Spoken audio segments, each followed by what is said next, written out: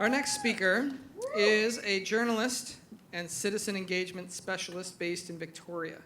She began her career as a reporter and editor in Canada and the UK, including stints at the Calgary Sun, Calgary Herald, Cambridge Evening News, and BBC Essex.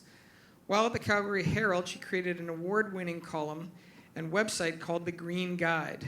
She followed that up by serving as communications director for the Dogwood Initiative. She's currently executive director of DeSmog Canada, an influential online magazine focused on energy and environment. And she would like you to know that after having to prepare this, she's decided that it's a very good form of public torture. Please welcome Emma Gilchrist. Wow, thank you. So I've been doing this kind of work for about 10 years now, and during that time I've met a lot of environmentalists, and I've come to learn that almost all environmentalists have these epic tales of growing up in the outdoors, of canoeing and hiking, and developing this profound love of nature from a young age. I just want to let you know right now, I'm definitely not one of those people. So I grew up in a tiny oil and gas town in northern Alberta called Valley View. Our main claim to fame was being at an important intersection in the highway, not a hotbed of environmental awareness at all. So when I'm asked how I became an environmental journalist, I usually kind of scratch my head. But the thing with Pecha Kucha is I'm supposed to tell you why I do what I do. So I did some soul searching. That's what soul searching looks like for me, because remember, I don't really like nature that much. And I came up with a story. So I'm going to tell you the story tonight of why I do what I do. And it goes all the way back to the very beginning, to the day I was born. So I'm going to take you back there to September 30th, 1984, in Lethbridge, Alberta. That's me. Now, as I let out my first cry, a nurse rushed me out of the hospital room. The woman who had just given birth to me had told the nurses that she never wanted to see me. 5 days later, she signed some paperwork, she walked out of the hospital, and I became a ward of the state. So, little known fact about me, my original first name was Baby Girl. How cute is that? And so I went into foster care initially, and while I don't know what that was like, what I do know is that at 1 month old, 2 amazing British teachers came along, adopted me, became my parents, and gave me a great shot at life. Now, I wish this all ended right here with this very happy family photo, but that would be like really boring, so it's not gonna end there. So the thing is that back then, Alberta kept its adoption records like a state secret. So what they did is they basically took your birth certificate, put it in a vault, and told you that you had no right to ever see it. That didn't really sit that well with me, as you can probably tell. Actually, it really tore me up. I didn't get how somebody else could have the right to overwrite my identity forever. And it wasn't until years later that I found out that this was actually considered by many to be a violation of human rights. So why am I telling you all this? I'm telling you this because it led to 3 really key things happening in my life. And first and foremost, it turned me into a writer. Those are all the journals I filled during my angst-ridden teen years. I'm pretty sure that's a world record amount of teen angst happening right there. Secondly, it got me really fired up about injustice, about powerful people who abuse the trust that we place in them. And it really made me want to go out and make the world a fairer place if I could ever get out of Valley View. And thirdly, it made me really curious about what else was being kept in the vault, what else was being kept secret from us. And that's why ultimately I ended up studying journalism. So this is a throwback from my Calgary Herald days.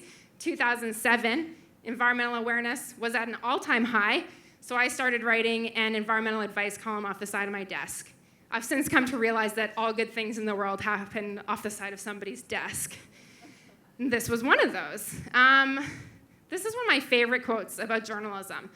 News is what somebody somewhere wants to suppress. All the rest is advertising.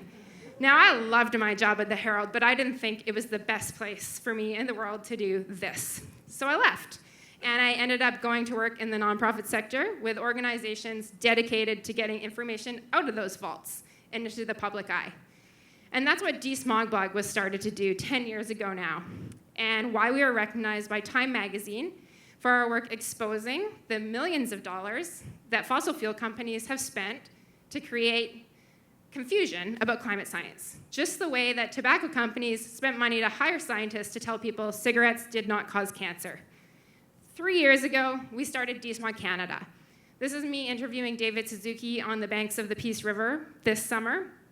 This is a valley that will be flooded shortly to build the Site C Dam unless something changes. And at this event, there was only one other reporter from Southern media there.